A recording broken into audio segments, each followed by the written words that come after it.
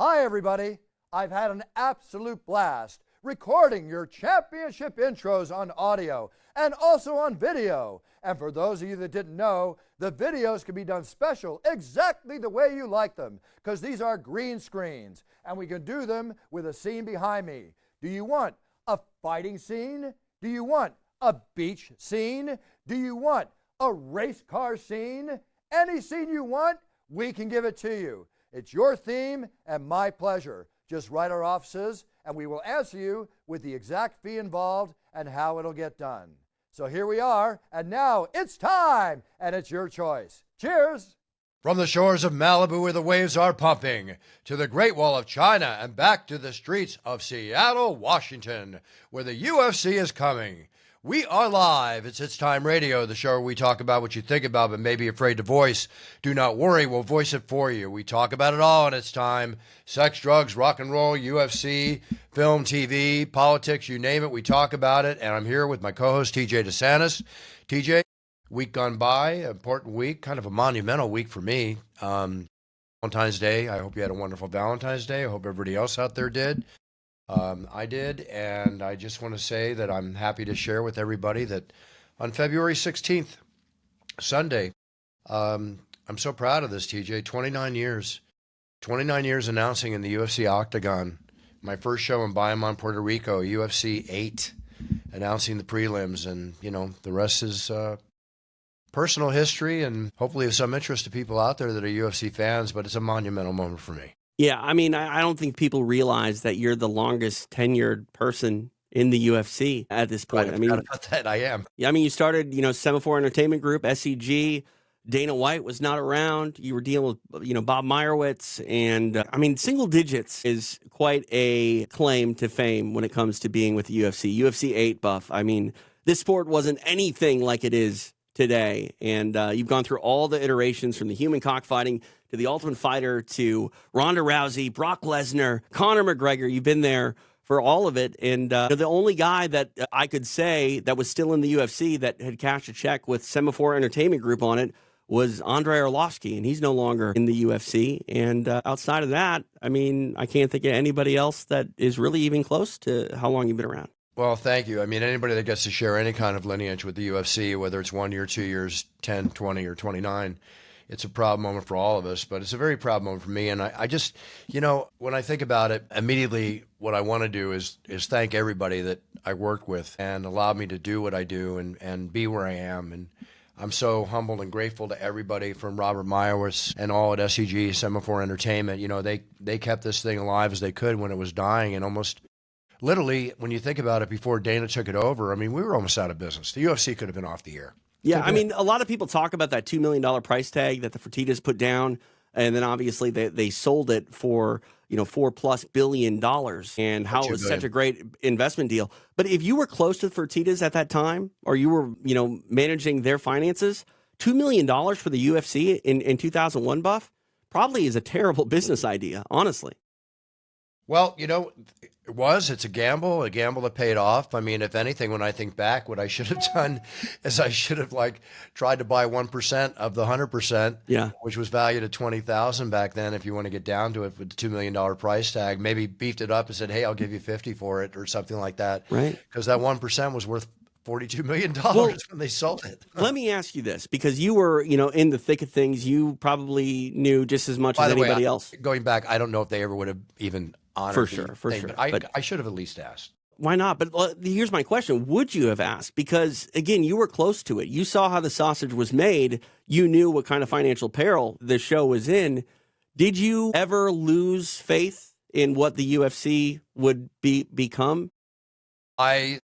It wasn't so much losing faith. I knew when I first saw it when I was at UFC 6 in Casper, Wyoming, when I had my brother, legendary Michael Buffer, announced 3 of the UFC shows before took me a year and a half to convince them to have me as the Octagon announcer.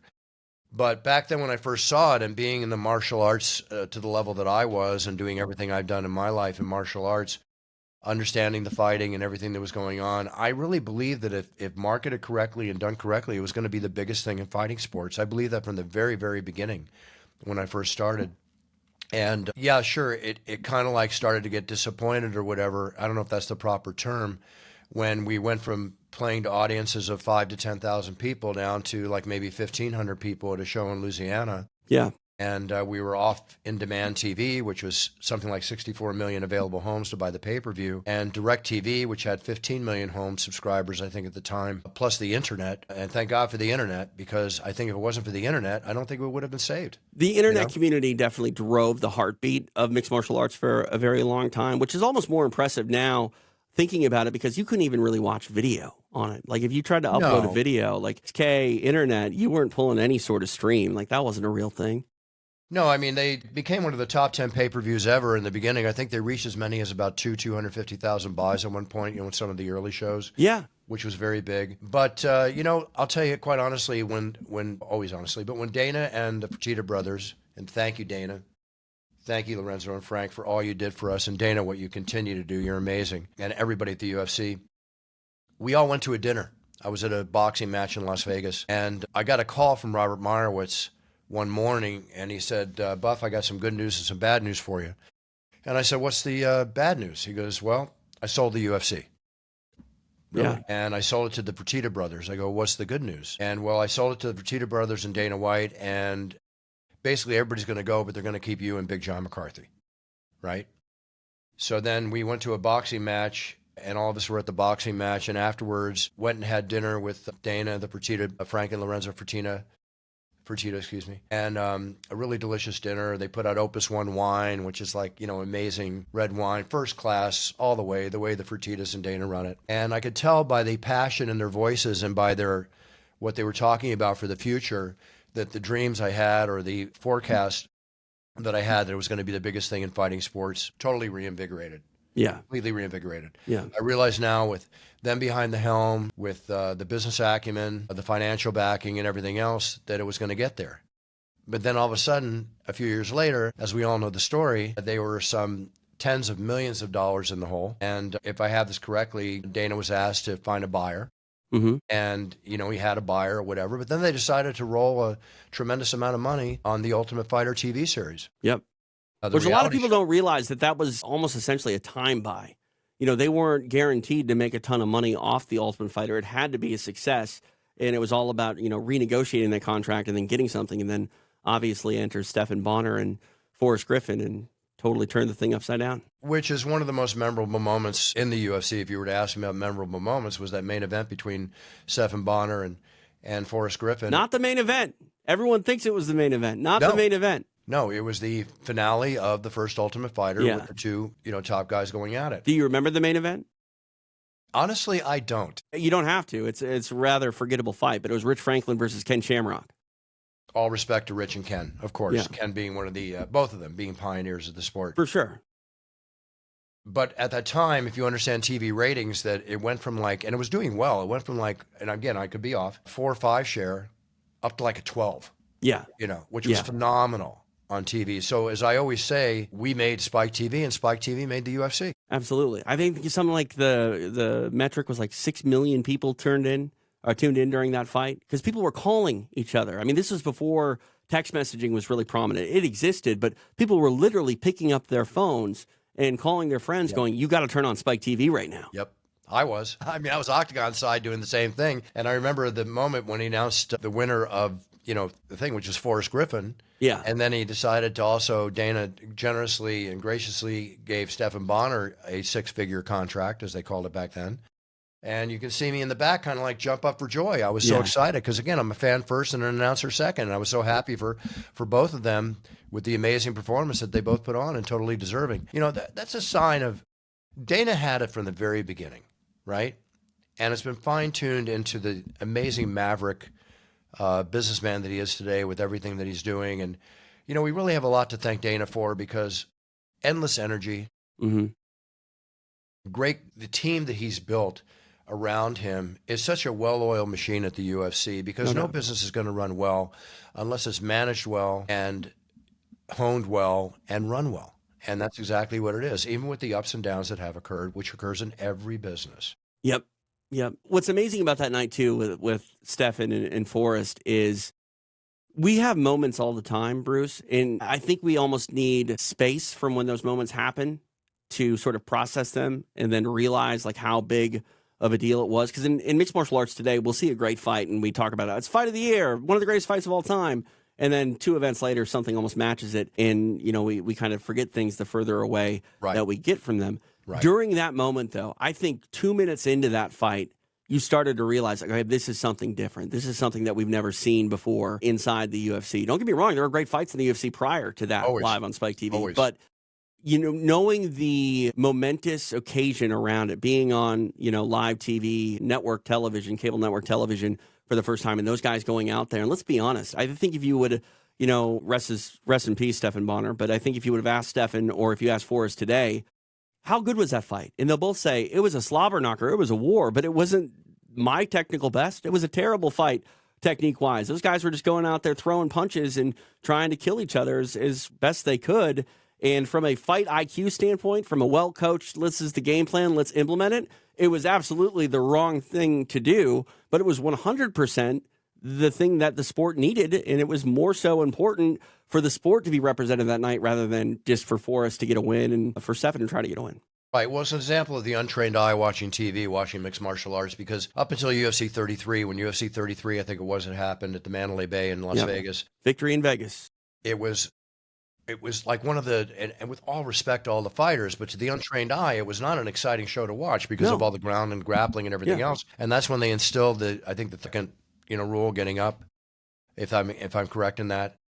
But that fight had everything that everybody who was unexperienced in watching mixed martial arts and loved watching Bruce Lee and Chuck Norris and everybody else in movies, is experienced, just the endless back and forth, pure six brawl that was. People wanted Ong Bak. They got it.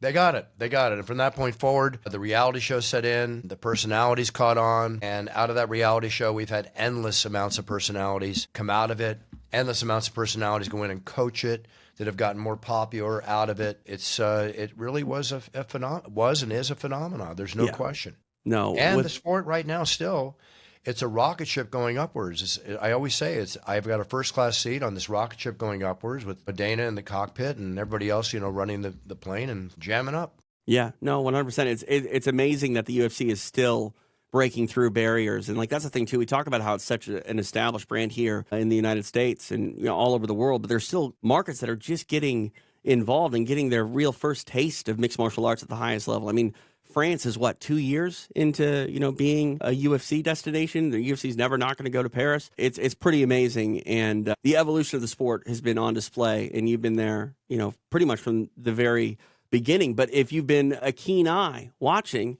the evolution hasn't just been with the fighters in the sport itself. Man, I hate to say it, Bruce, I think you've always been phenomenal. But if you took UFC 8 Bruce Buffer and put him in UFC 312 Bruce Buffer, that's a different person.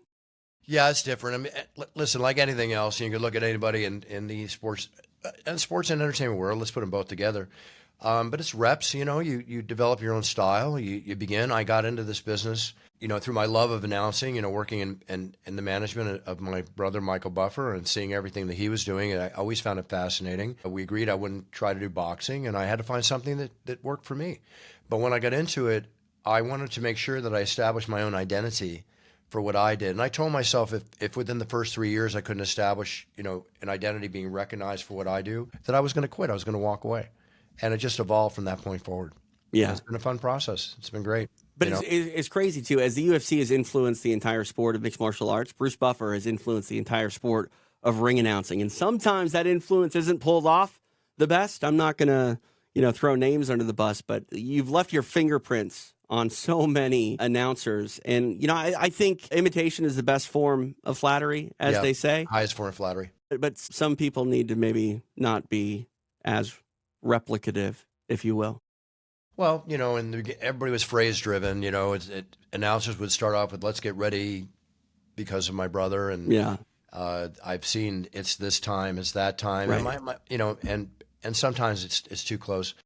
The whole thing is, if you want to be recognized, then develop your own style. Yeah. Be recognized for your own style. That's what's going to carry you through. And, but all respect to all ring announcers and cage announcers out there. Go do your thing. Make it happen, man. I want you all to be successful. I do my thing. You do your thing. A rising tide raises all ships, but some people want that tide just to be looking exactly like you, exactly. acting exactly.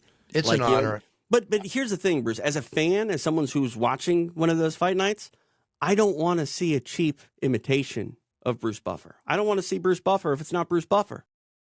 Thanks, TJ. Your kind words are sincerely appreciated. I know it's my 29th anniversary and we're celebrating on the show, but I don't want to make it all about me. Well, but I mean, let's be honest. Let's take it away from you for a brief second and talk about Joe Martinez. One thing I want to say go is ahead.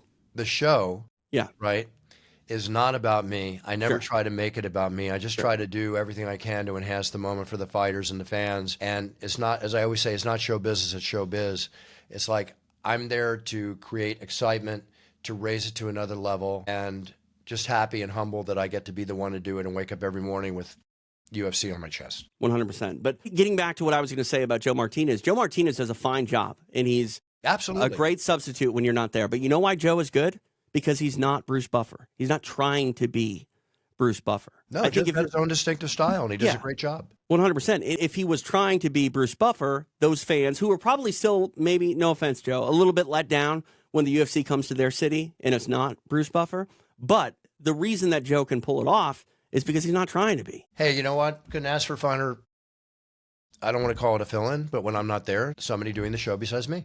Who's a guy who has worked the reps between boxing and mixed martial arts for many years. He was doing shows out of the Tachi Palace. And that's one thing, too, I think that people don't really realize about you is you were heading down to Saboba Casino. You were doing King of the Cage, even when you were doing UFCs. And you were truly at the, first step of this sport growing, and not just at the UFC level, but as the sport as a whole level in mixed martial arts. And even K1, things like that. Like you were everywhere.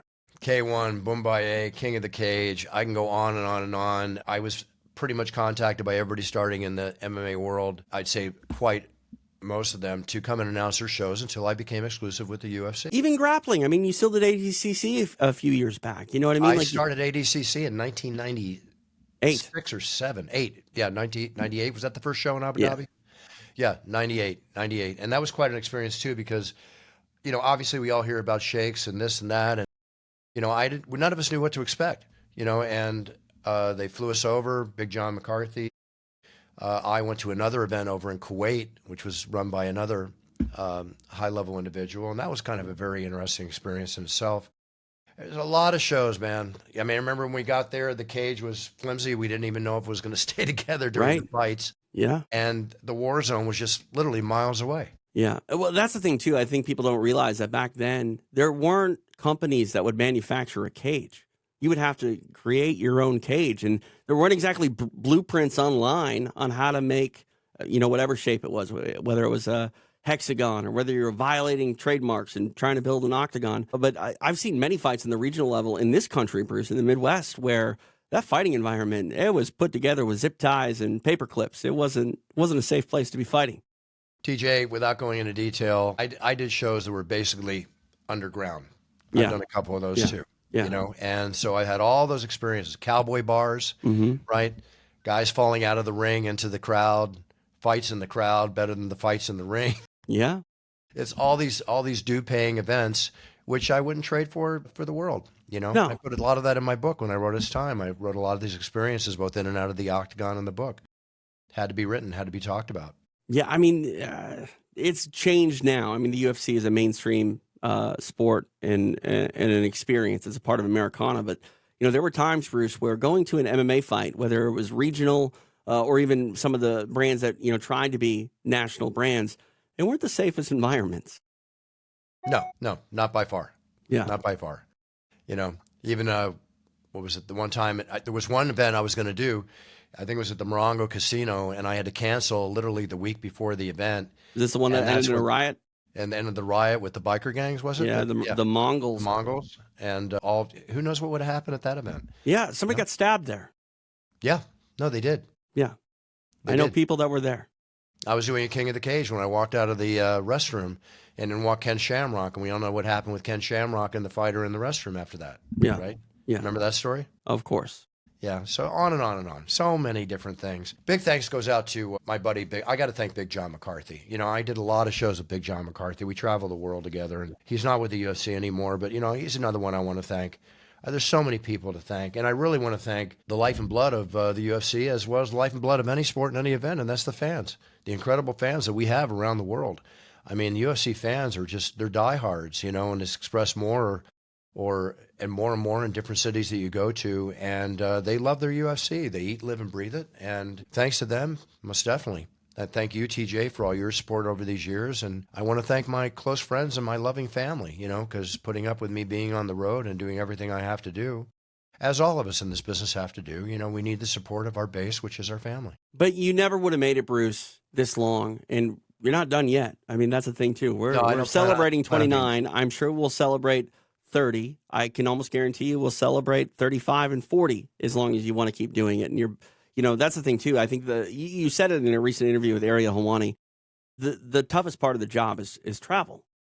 I don't care if you're 20 years old, 40 years old, 70 years old, 80 years old. Traveling is hard, especially when you're doing what you're doing, going from country to country, sometimes not even coming home for more than a day or even coming home at all before the next one because of travel logistics. But you would have never gotten to year 10, to year 20, to year 30 now almost without truly loving and just being, a fan first. You always say it, but you have to love what you do to do it well. And it's clear that you love this. I always say, if you can find passion for what you do and find what you're passionate about and monetize it, you're living a lifestyle, you're not going to work. Yeah. And just looking at my schedule next month in March is proof of the pudding. I got 3 UFCs there aside from other appearances that do. But don't cry for me. I'm not looking for any whatever. This is what I chose to do. This is what I do. And treat it very well. And I love it.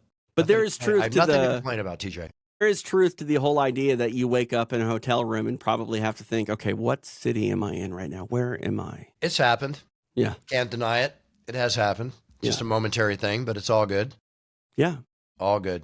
All good. The future, I like to see at least another 10 years, but I'm a realist. I always say set conservative goals. So right now I want to see my 30. And also too, Buff, I firmly believe that like every athlete that has dripped blood and sweat inside the UFC's Octagon, it's a lifestyle for you. If for some reason you did walk away, I don't think you'd ever stop paying attention. I don't think you'd ever stop living the lifestyle of a martial artist. I'm not saying that you're the same as these fighters, but you are a martial artist. And when you surround yourself in that culture, you live your life a certain way. And I think that you'll firmly be involved in combat sports in one way or another, as long as you got a heart beating in that chest. Yeah, I will. And, that stands for entertainment too. The whole sports and entertainment world. It's what I work in, it's what I work in with my brother, and I will continue to work in that. Can I ask you a question? You've asked a couple. Go for it. What is your favorite moment that you've experienced at a live UFC event? That's so hard, TJ, because it's List 29 a few. years. You don't have to narrow it down to one. There's obviously the Bonner fight was big. Every millennial UFC, 100, 200, 300 is big. 100 has always, had a special place in my heart with Joe Rogan and the fans, after me for 6+ months to not just do a 180 or a 90 degree, but to pull off a 360, which, I always said, I've said on the show before, I practiced in my room 3 times and slipped twice, because it was on carpet, right? Right. Of course. Much different platform. And then when I got down in the Octagon, after introducing Frank Mir and turning around and walking over to the monster Brock Lesnar, I told myself in my head, I said, I better pull this off now or I'm going to be the you-know-what of the internet on Monday with all the forums and everything that, again, have kept UFC going forever. If you fell, you would have did a backward somersault and a backflip in the process, and everyone would I would have done done something to pull it off, Yeah.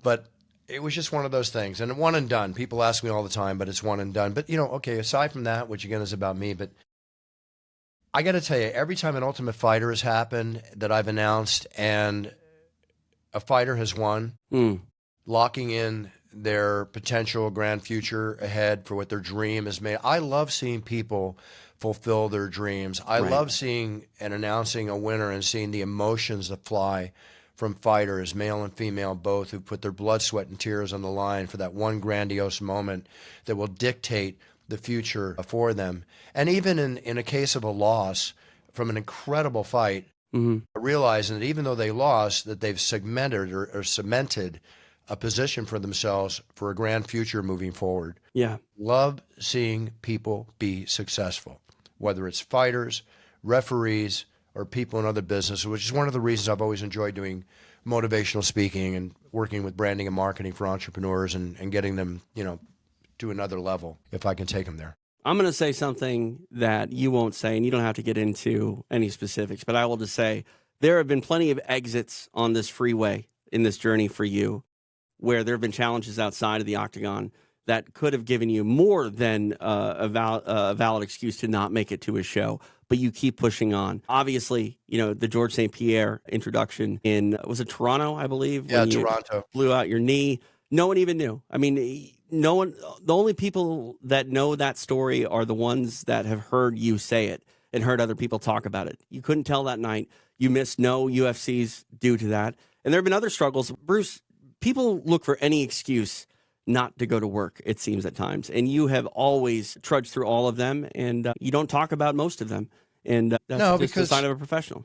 Well, thank you, TJ. Again, I appreciate your words. Look, bottom line, I mean, the fighters are putting their blood, sweat, and tears and lives on the line. Okay. Right. And I've done the show, as I've said before, 102-degree temperature plus, blown out back, no ACL on my leg from blown out the night before or the night of, right? That one time I did a lip sync battle contest. I was watching it live. Yeah. And then I just did a little jump and the left knee goes, and I've got 3 shows in a row, 3 days in a row. So the doctor's like, ice, rice, rest, ice, lie in bed. Can't. Got to be in the Octagon in 4 hours. Yep. Get me a brace, which I didn't get until the middle of the show. You see it wear around my leg in the middle of the show at one point before I got it underneath. But again, it's okay. It was a little buffer light, but did the show on one leg for 3 shows in a row. I did the show, went back to my room, iced it all night, went back and did the show.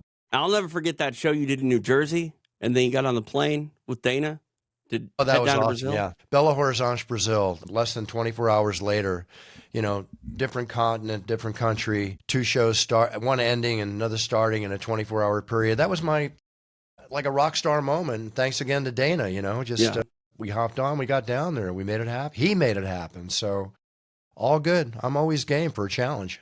It's pretty God incredible. knows enough of them. Be more to come in the future, that's for sure. You mentioned, your book, It's Time, phenomenal read. It's been out for over a decade at this point. Any plans to ever add to it? Yeah, I mean, I would love to do It's Time again, Okay. I think at a point in my life that will happen, but not right now, Fair. I mean, well, you're living it. You're just adding content. Yeah. There's a lot to go on. There's so much happening in the world right now. Who knows where this world's going to be in a year or two with everything going on. Do you journal at all? Do you write anything down so when you do get to the book, you've got at least some reminders, refreshers, and things you want to put in? Yeah, I don't have like a diary that I do. Well, I do have a diary. I do have a journal where I put in, excerpts, situations that happen and such as that, or make notes to myself or files, on my computer. So in a roundabout way, in a variety of areas I can pick and choose from. But if it ever comes down to that moment, memory, unless you write something down, you're really not going to remember it, much less even do it. So I try to make notes of key things, not necessarily thinking I'm going to put them in the book, but just memories for me for the future. There's a great piece on UFC Fight Pass called, it's a fight lore, part of their little documentary series called The Man Before Its Time. They've done a segment on me too. Yes, that's what I'm saying, The Man Before Its Time. And it was phenomenal, but it's a kind of a shorter documentary. I hope at some point, I don't know if it's a 30 for 30, if someone would do that, but I feel like there is a hour and a half content just covering your career, and I hope someone gives you that treatment at some point. Thank you, TJ. I can say it's been talked about. If it ever happens, I'll be the first one to know. Well, hey, the 30th anniversary has never been a better time to release something like that, and it ties in with 30 for 30. So ESPN, get on it. It's going to take some time to put it together, but I'm always game for everything. I as much as I, seem that I do, I'm really not. I'm very humble about the whole thing. When these special occasions come about, I'm just proud to be part of them. Well, you have a sense of humility when you could have an air of entitlement, and there's not an entitled bone in your body. And I think that's obviously why you've made 29 years. If there was ever a guy who could come with a writer to the arena, it would be Bruce Buffer, and you're not. Well, thanks again, TJ. Thanks, I really appreciate it. You've had quite a career yourself, going on. And who was I talking to? Ariel. When Ariel, you realize Ariel's been in this game for almost 25 plus years too. Yeah. I was one of his first guests when he was working out of university. It's amazing between yourself, between him, and all the other people that we, can talk about. Again, the evolutionary process that we get to watch. Yeah, no, It's I mean, awesome. that's the thing too. Like, I'm not trying to give anybody advice. I don't know if advice is even something that can be utilized that much in this space, because it is a lot of right place, right time. But the thing about any career, in my opinion, is the most important factor in trade is resiliency. And if you are able to push through the hardest of times it makes the best of times sweeter. And I mean, when Ariel started doing this, when I started doing this, when you started doing this, it was a passion play. It was a thing that you cared about. And if it wasn't, there would be no sense to do it because there was no money. There was no self-sustainability from this and this alone. And, I think you've kept that in mind at the same time, even though this is a success, because you're still spread out in so many different areas, whether it's, Puncher's Chance, It's Time Energy, the Cologne, all of that stuff. You have to constantly be hustling and keeping your options open. But, this has been a journey that, again, there were a lot of signs that like maybe this is just the passion play. Maybe this is just something you do in your part-time. But if you stick with it and give it your all, you like to believe that the best things happen to the best people. And, if you keep out there and trudging along, surely you'll enjoy those bright spots. Well, sacrifices have to be made. They are made, and they have been made, and they will be made. And they'll never stop being made. Yeah, it's just part of the game. When I think of things that I missed out on, as all of us miss out on due to the travels, but you know what? It's a trade-off. And, the short money, I always kid around, the Roach Coach motels, everything, the travel, everything we had to go through in the beginning, it all paid off. And again, I knew it would from the beginning. I can't tell you a more honest, sincere statement than that. Yeah. I knew it would. I knew whether my career took off to the level of whatever anybody's perception is, but I knew the UFC was going to go. Right. I knew it was going to go. It's a matter of time. Yep. And like Dana said recently, he'll never retire. So it's going to keep going. Yeah. And nor should he. Yeah. Yeah. Neither should you. Exactly. Here we go. I'm going to Seattle this weekend, and I'm very excited about that. My godson, Henry, is going to the University of Oregon. He's going to drive down and join me for the show in Seattle. So that's great. That's going to be very cool. That's awesome. Yeah. 20 years old now. He's grown up with us on the show. That's crazy. And yesterday was his brother, Rupert, my other, I call him my what is it? Well, I'm like uncle. And he just turned 17. It's just, it's awesome watching them both grow, and they love the UFC along with God. It actually blows them away how many of their own age groups are huge fans of the UFC. Yeah. The demographic is so wide. Yeah, so wide. Absolutely. I mean, it's hard not to when you're as distributed as well as the UFC has. I mean, we talked about those moments where the UFC had the watershed moments, the breakthroughs. And one more recently that I don't think we talk about enough is COVID. I mean, many people that maybe even fell out of love or weren't as hardcore of watchers of mixed martial arts at the UFC as they were, say around 2015. They came back during COVID because there was nothing but the UFC on. And that was such a, obviously the pandemic was a terrible thing. Absolutely. We're still dealing with it. But one bright spot out of it was that this sport got to have the spotlight turned on it brighter than ever. And I think that's why you see this renewed, revigored passion, not only from, newer fans that are finding it for the first time, but, fans that, maybe got a little over the initial novelty of it. Exactly. Again, I'm thinking of people to thank on the show, and I have someone else to thank, and that's the mother of Henry and Rupert, who is Kristen, as you know well, and she has been my business partner now for 25 plus years, and manning the ship and making sure everything runs smoothly, when I'm on these expeditions or adventures, shall we say. Yeah. A lot of people to thank, a lot of people to care for, my base. Very, very important. You've always had a great team, Buff. Hey, my mom, my dad, God bless them both. My amazing brother, Brian, my other brother, Michael, who I met late in life. And kudos to everybody. And thank you. Thank you, Brian. And that shows the kind of person you are to thank your team, because it does take a team for anybody to really succeed. You have to. I always have this acronym that I like to say to people, and it's goals. And you have to set goals. You have to find and create opportunity to achieve those goals. So we're at GO. A, you have to make adjustments to those opportunities to make the most of them. L, you have to love what you do. Otherwise, I think you're doing the wrong thing. And S, which is the key one, support. You have to surround yourself with people that support your ambitions and prop you up when maybe life gets you down. And you've always been good at having that S intact for your goals and surrounding yourself with the right people that want to see you succeed and help you succeed. Thank you. Very well said. And I feel like one of the luckiest men in the world.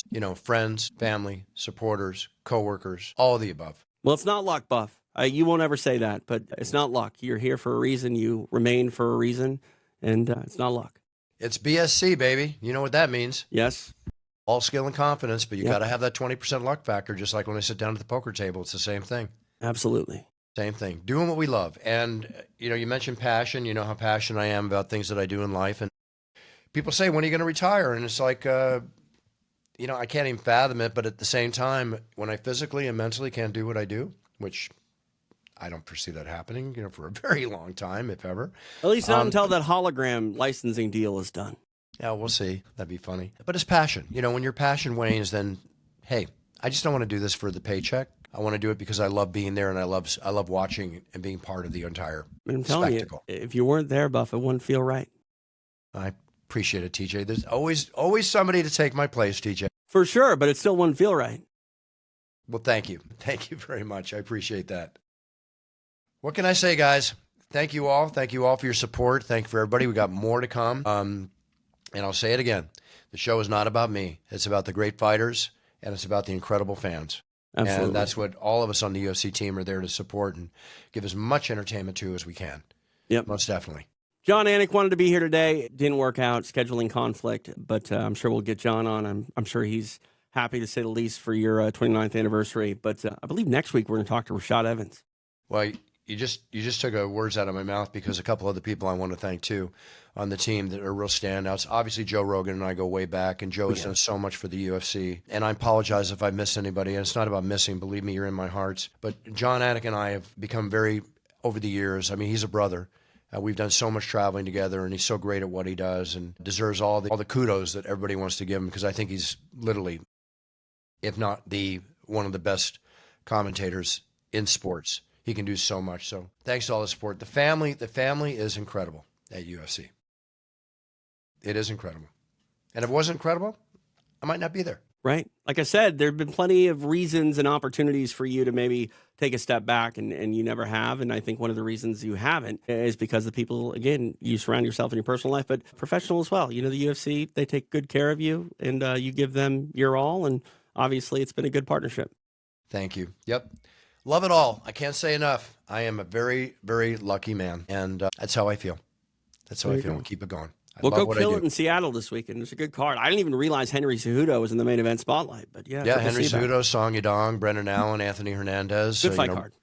Good, solid fight card. Very, very good fight card up and down. These names, definitely going to have to go over a couple of these names. Yeah, Modestas Bukauskas. I know he's been around for a little while, but that's got to be one of the hardest names to say. Cerquiera, a number of them. But they're and that's the thing, too. It's one thing to say them. It's another to announce them, because you draw out syllables. You do things that you wouldn't normally do in just regular conversation to give it that extra oomph. And doing that is completely different than just trying to say the name in a sentence.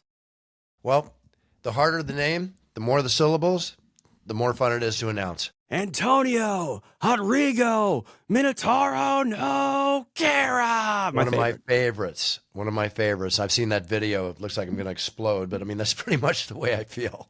Yeah. All right, TJ. Thank you very much. It's an honor to celebrate my 29th anniversary with you on the show, and to all our listeners out there and viewers out there. And I guess it's time to sign off. Yeah. Hey, we made it through this celebration show a lot better than we did the last one. I remember your birthday. You almost killed your brother. Oh, my God, yeah. Because he jumped out of the corner and said surprise. I opened a door. I didn't expect that to happen. No, I thought you were going to hit Brian in the throat. It's just street reaction. All right, Buff. Well, safe travels. I would never hit Brian in the throat. I hit Brian in the throat. Trust me, he's going to knock me out.